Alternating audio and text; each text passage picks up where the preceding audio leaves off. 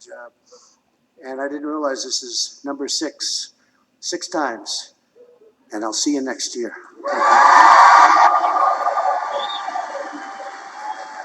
10 years ago, you founded this organization with a few people and a great deal of prayer. Today, the Faith and Freedom Coalition is the largest faith-based get-out-the-vote organization in modern American history. Congratulations as well to this year's recipient of the Winston Churchill Lifetime Achievement Award, Dr. Bill Bennett, who's a great guy. Where is Bill? Is he here? Where is Bill? Will you come here, Bill? I want to shake you. I love this guy. I watch him all the time. I see him. He's always defending us and fighting for us, and he's fighting against the fake news. Come here, Bill.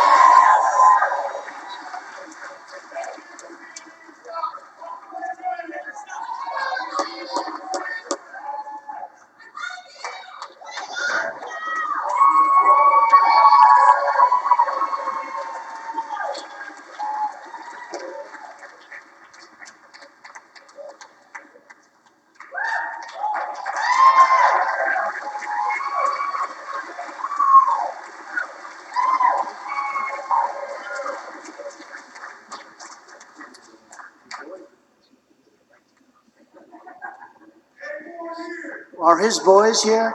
He's got the best looking family. I don't know how he did it. His wife is beautiful. Let me see. Stand up. Look at that. What a family. What a family. Bill, say a few words. Doesn't know how I did it. With all due respect, you're a very attractive man, but Melania has the edge. Do you mind?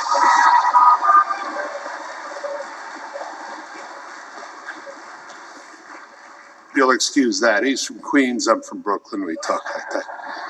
This is a great president. This is a great moment. This is a great meeting. Our country depends on you, Mr. President, and we're grateful for everything you're doing. The only thing I'd say is you said next year. How about the year after and the year after?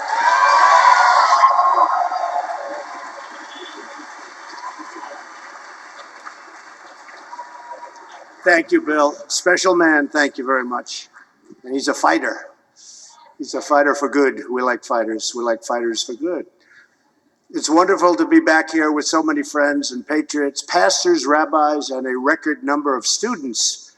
Thank you all for the tireless work, that your steadfast support and your daily prayers. Just, it's incredible what it's done, and just keep them coming. Very important. Keep them coming. We're in an interesting time in our country's history, and we're doing great. Just keep them coming. It's very fragile. You know, it's one vote, it's one justice, it's one little thing, and it can all change. You have to be very hard, very vigilant. You have to go out and vote. November 3rd is a big date next year, November 3rd. Mark it down.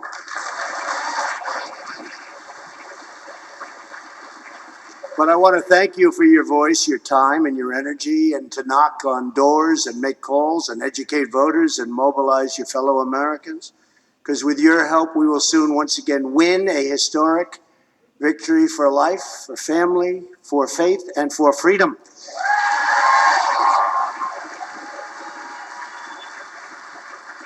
After just 2.5 years, our country is soaring.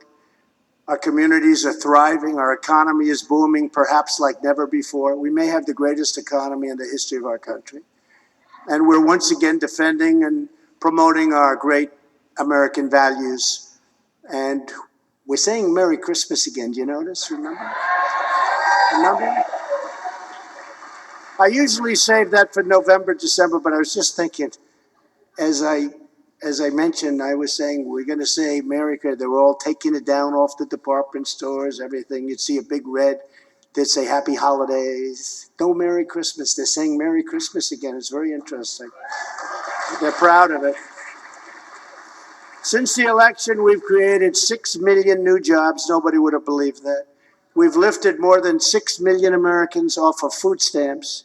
And we're getting Americans off welfare and back into the labor force, and they're so happy, and they're making money, and they love what they're doing.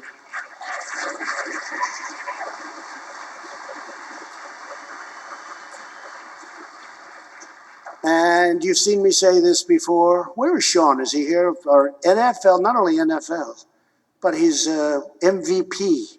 Where is Sean? Is he here? Where is he? Because we just went over some numbers. Stand up. MVP. I'm going to read his book.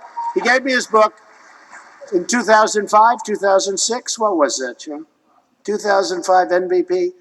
I said, you think I could take him in an arm wrestling contest? And his good friend said, don't do it, Mr. President. Right? Thank you, Sean. I'm going to read the book on the plane. I'm going to Japan right after this, so I'll be meeting with some nice fellows. Our other nations, competitive nations and competitors, and that's okay. We're doing great. We're doing better than any of them. Thank you, Sean. Thank you. African American, Hispanic American, and Asian American unemployment have reached the lowest rates in the history of our country. The whole history. And if I was wrong about that, Sean, if I made that statement and if it wasn't exactly correct, all those people back there, and there's a lot of them, you would see before I was even finished, it would be headlines. I have to be very careful, Sean. The woman's unemployment rate is now the lowest in 65 years. And to help American families, we doubled the child tax credit. That was Ivanka Trump worked hard on that. We're fighting for all Americans, and we're embracing the faith community. We are embracing it like it hasn't been embraced in many, many years. You know that. And when we're doing that, we're uplifting our nation. We're greatly uplifting our nation. When I asked for your support in 2016, Americans of faith were under assault. But the shameful attempt to suppress religious believers ended the day I took the oath of office.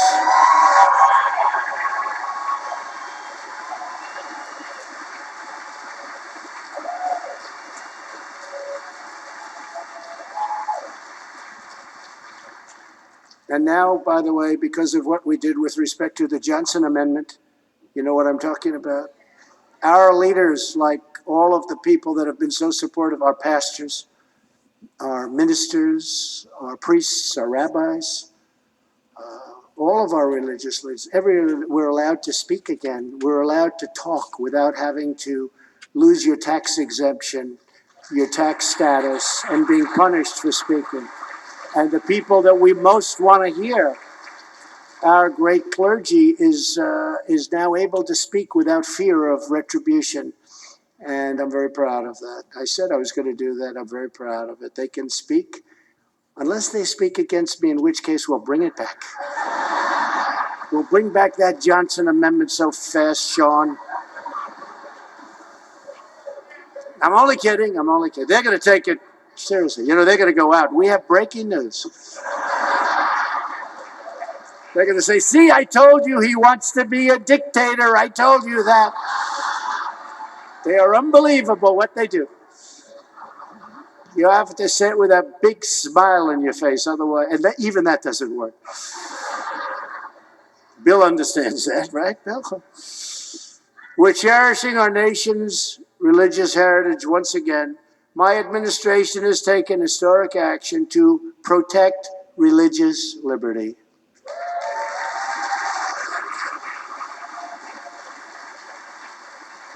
We're protecting the conscience rights of doctors and nurses and teachers and groups like the Little Sisters of the Poor. We're with them.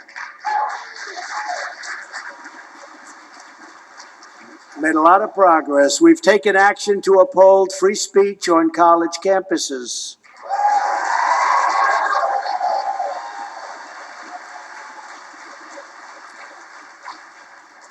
Colleges are now, by the way, looking around very carefully when they throw conservatives and religious folks off of their campuses. Looking around very, very carefully because they have a big, fat, beautiful monetary penalty to pay. I haven't heard too much about it since I did that a few months ago. Do you notice that? I haven't heard so much about that. We give them billions and billions of dollars, and then they don't let people speak. And I don't care, liberal, conservative, it doesn't matter. Republican, Democrat, you can't do that. We're preserving our country's vital tradition of faith-based adoption, and we're proudly defending the sanctity of life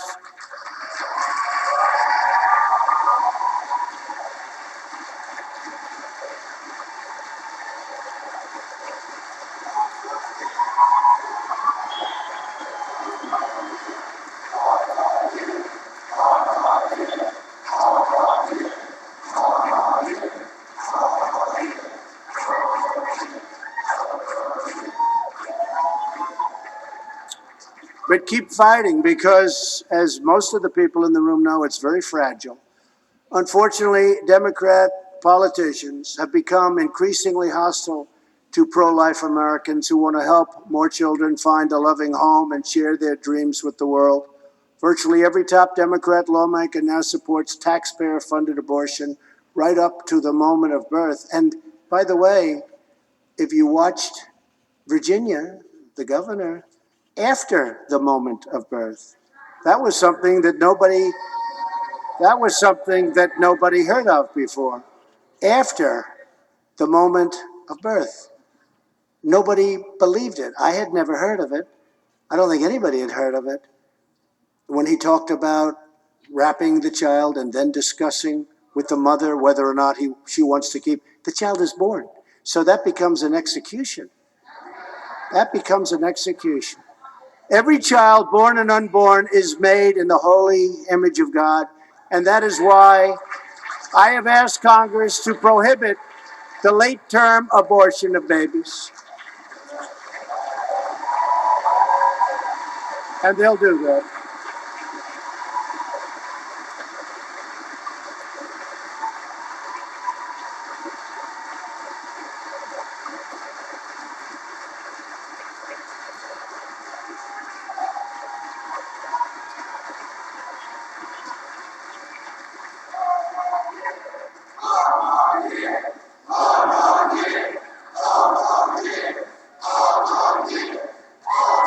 Thank you very much. Thank you very much. Appreciate it. Thank you. Thank you very much. Thank you. During my first week in office, I reinstated the Mexico City policy. People thought that wasn't going to be happening. We've issued a final rule to prohibit Title X taxpayer funding from subsidizing the abortion industry. And just last month, our administration ended federal funding of fetal tissue research. All of us working to foster a culture that celebrates the sacred worth of every human life. And this could all change very quickly. Just remember, we've done things that nobody thought possible. We've done things that are so good and so righteous and also so fragile. The wrong person in this office right here, can change it very quickly. Bill will tell you that. Bill understands the system probably better than anybody, and Bill will tell you that. We're building a society that values the limitless potential of every person, and we're strengthening the bonds that tie us together in the wondrous tapestry of creation. Here with us today is someone who shows us the power and majesty of life. I was very proud to host her in the Oval Office earlier this year. Katie Shaw. Where's Katie? Where's Katie Shaw? Thank you, Katie. We had a great meeting, right? In the Oval Office. Thank you, Katie. You look well, really well. Thank you very much. Thank you. So nice. She was in the Oval Office and really made a great impression on everybody, and it was very exciting. Thank you very much for being here. Katie's from Indiana. She was born with Down syndrome and now works at a local store, does a fantastic job, volunteers in her community, and has testified before lawmakers. As Katie said, it's a wonderful life. I've made the world a better place. And Katie, yes, you have. You have.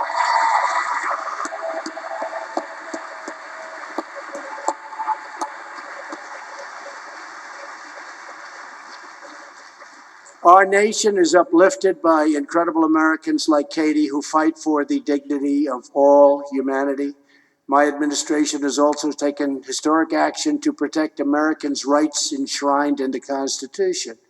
Democrats are determined to pack the courts with radical left judges who will impose their own far left views on the American people. That is why I will soon appoint my 145th judge to interpret the Constitution as written.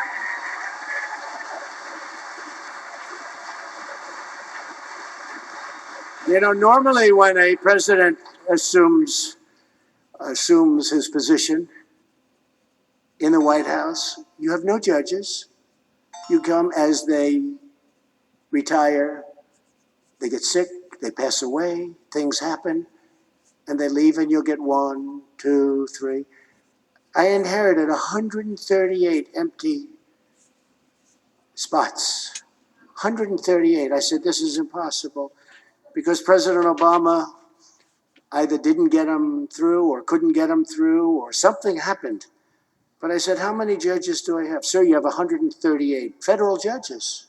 138, which is percentage-wise going to be a record, but the only one that has a record greater than mine percentage-wise is George Washington.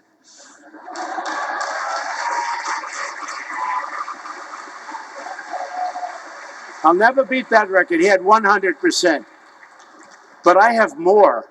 The only thing, we have more, but he had 100%. He appointed everybody.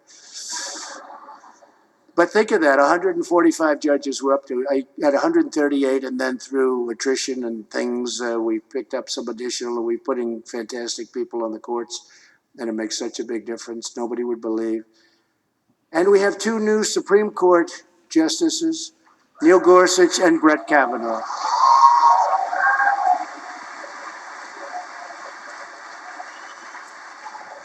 And exactly a year ago today, in a 5-4 decision, the Supreme Court upheld the First Amendment rights of pregnancy care centers. And just last week, the Supreme Court ruled 7-2 that the Peace Cross, wasn't that nice, right? There's one that would have come down. In a beautiful memorial in Maryland, which honors our heroes of World War I, but it's in the form of a cross, and they said it can stand on public land for all to see. Isn't that nice? It's so beautiful, and it takes up such an important place in that area, in that whole state. And they wanted to rip it down. They wanted to take it down because it was a cross. And we won that one just 2 days ago in the Supreme Court. Isn't that great?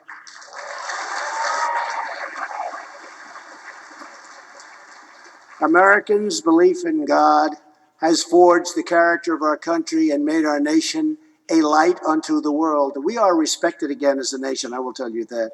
And I'm not only talking about from a religious standpoint. Our country is respected again.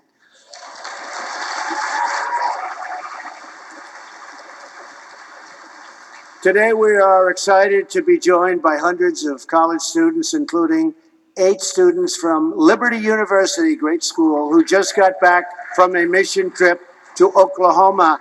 Where are you? Stand up, please. Wow.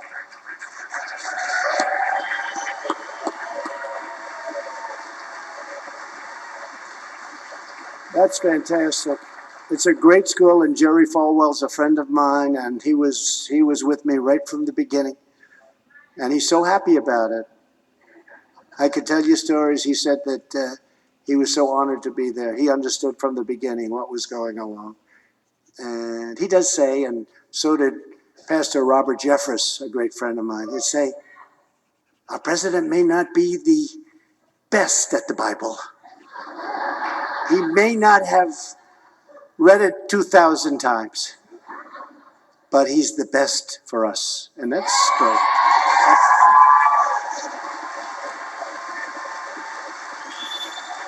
That's good.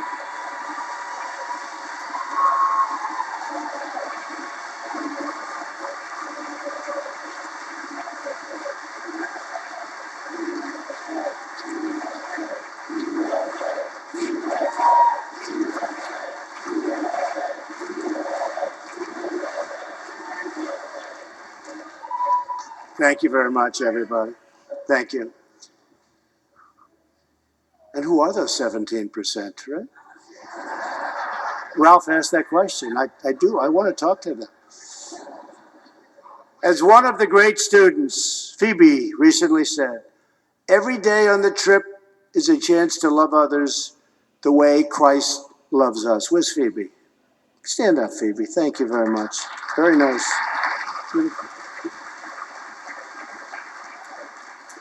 So I want to thank Phoebe, and I want to thank the students who are here with us today from all over the country. We're really incredible what you're doing, and I think people have no idea the numbers we're talking about. You know, you see all of this stuff on television, and they're noisy, they're loud, they're rude, they disgrace us in so many ways, and they get publicity. But they don't realize that we have more than they do. They really don't. People don't realize it. We have more than they do. I see it all the time. The young people that come. The other day in Orlando, we had a rally that was unbelievable. It filled up. We had thousands and thousands of people outside of the Orlando Magic Arena where they play the big basketball games. The floor was packed, and it was an incredible thing to see. And then outside there were, I mean, literally tens of thousands of people couldn't get in. And then there were thousands that we said, don't come. We actually were putting out notices, please don't come. There's something going on that's a great thing. It's continuing, I think, even stronger than that great November day in 2016. I really believe it's stronger. And, you know, the media likes to talk about the energy the left has. I don't think they have energy. They're trying to destroy themselves. And it's negative energy. It really is. It's like a negative energy when you see what they want to do. And I think we have more energy than we've ever had. And I said it the other day, I think the Republicans have much more energy than the Democrats. Now, maybe I'm wrong, but I really believe it.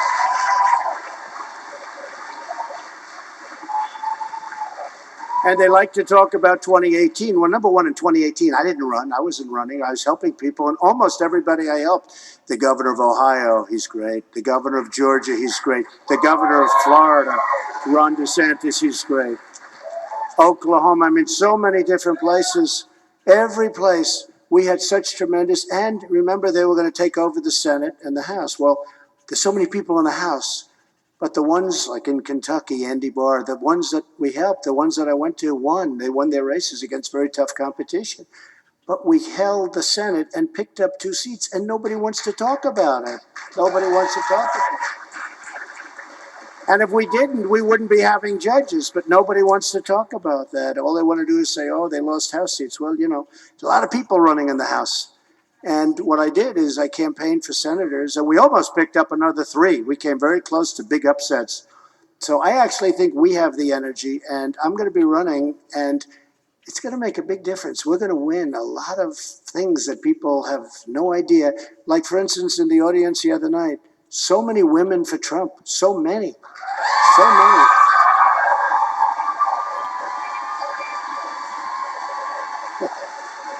But they did the same thing. They did the same thing.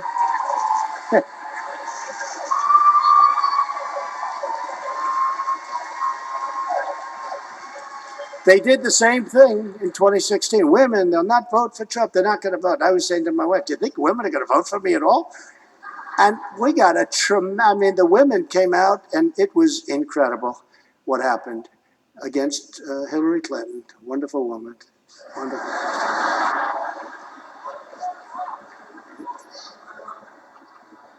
Who dubbed us all the deplorables. She actually said 2 words, you know. You know the other word. She said deplorables and irredeemables. And I thought the word irredeemable was going to catch on. Shows you what I thought. Because I think irredeemable is worse than deplorable, right? Wouldn't you say, Bill, give me a definition. Isn't it worse? But the next day I made a speech. I'll never forget. She used it. You know, I didn't think too much about it.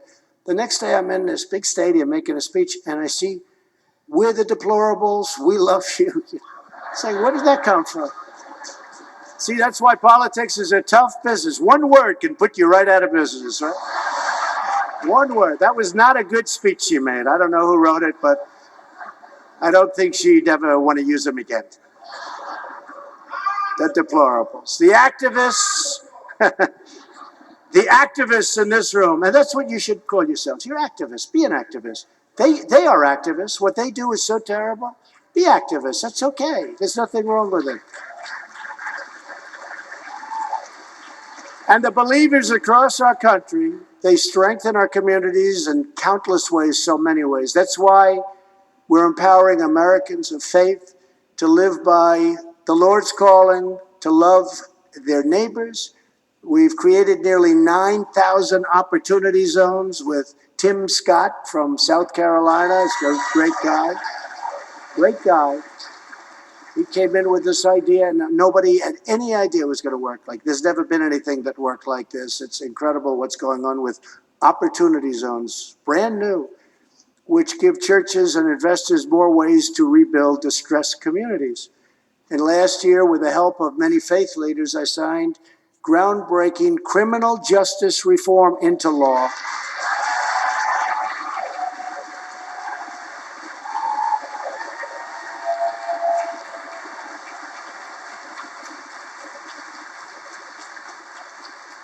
And if you remember, Sleepy Joe Biden, he's the one, he was pushing it.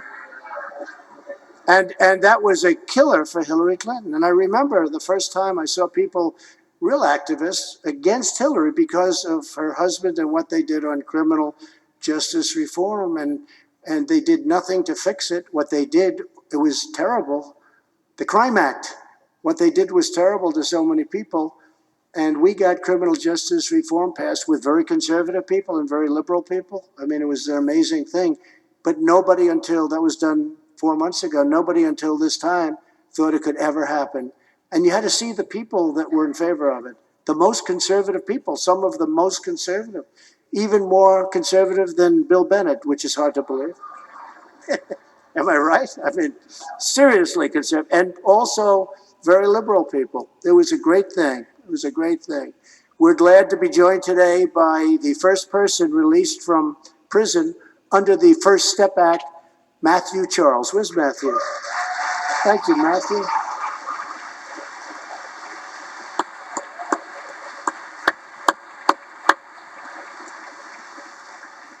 That was very unfair, what happened to Matthew and many other people.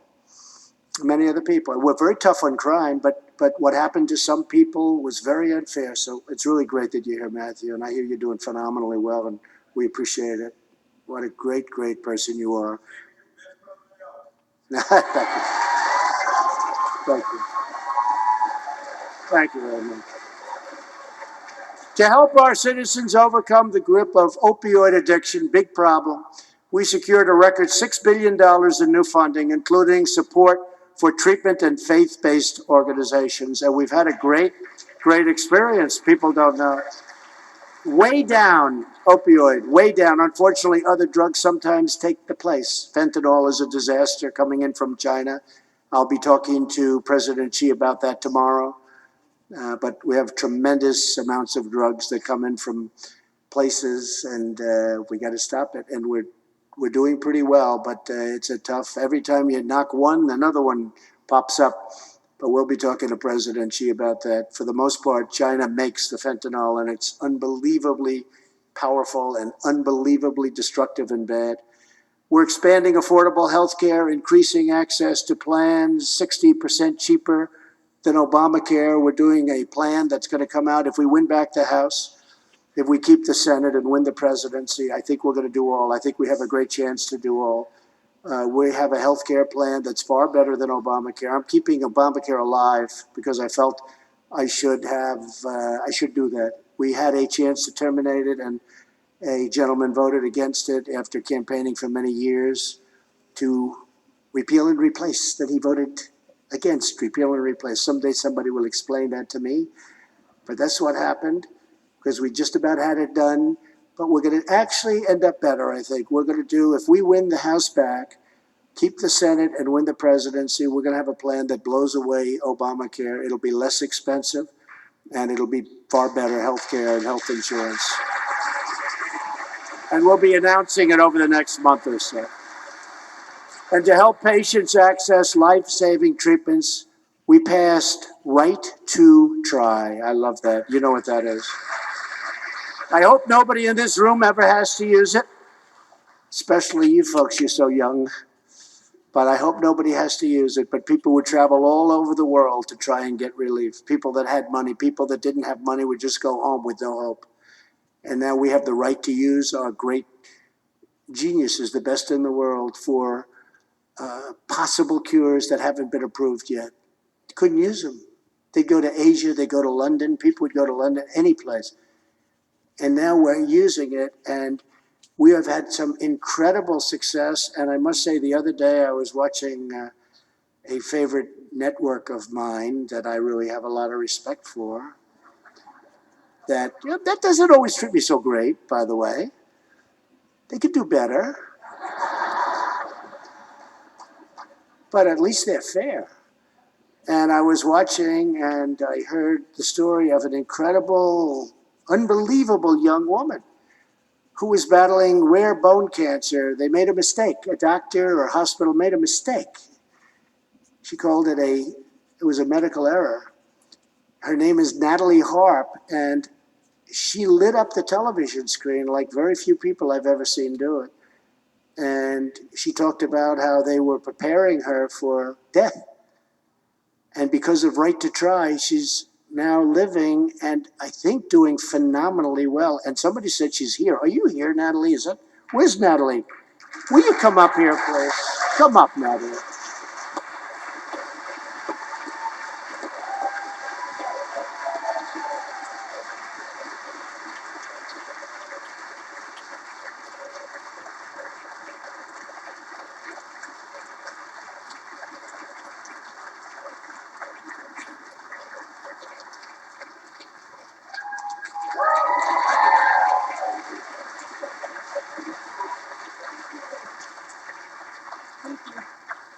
Thank you, Mr. President.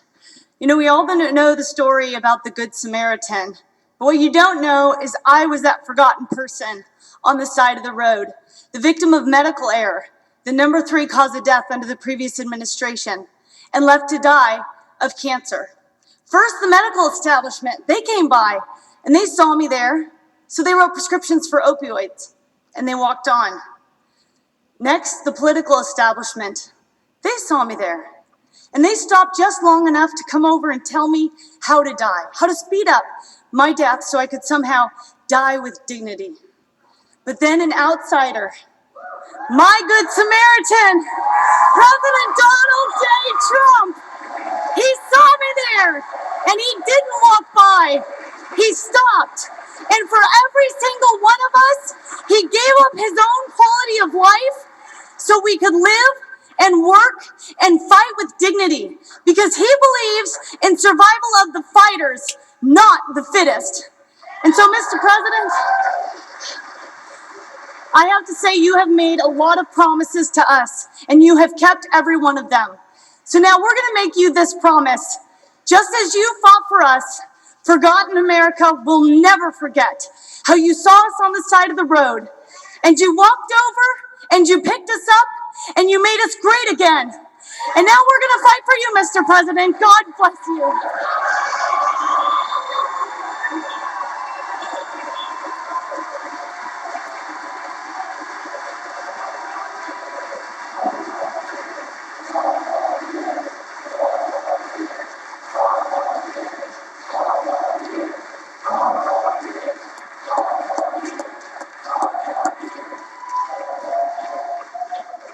Thank you, Natalie. It was an incredible thing. I saw the pictures of Natalie. She was in a wheelchair, she was in a bed, and they showed her, and it was so incredible. And they were actually preparing her for death. And because of Right to Try, they had a medicine that wouldn't have been approved for years, but it was very, very, it's looking good. It was looking very good. Now it's looking a lot better, Natalie, I have to tell you. I don't know what that was, but that sucker worked, Natalie.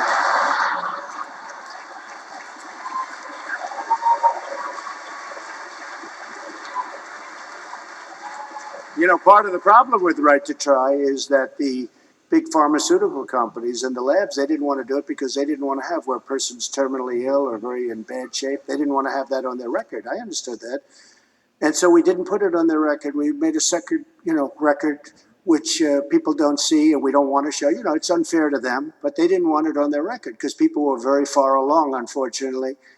But cases like Natalie have not even been that unique. We've saved many lives with what's going on. And ultimately, I guess that's probably also the best test for a medicine to see whether or not it's good, because it really, it's worked so well and we're so proud of it. They've been trying to get that approved for 45 years. They couldn't get it done. Not that easy, because the medicals didn't want it, the doctors didn't want it, the country didn't want it, our country, because they say, well, if something happens, a person's terminally ill, then they die, then we'll get sued if we do something. I said, that's okay. They'll sign an exculpatory letter. They'll sign a letter saying that we're not going to hold anybody liable. That's okay. And they said, well, that's a good idea. Can you imagine 45 years, nobody thought of that? Obviously, they're not in the real estate business in New York.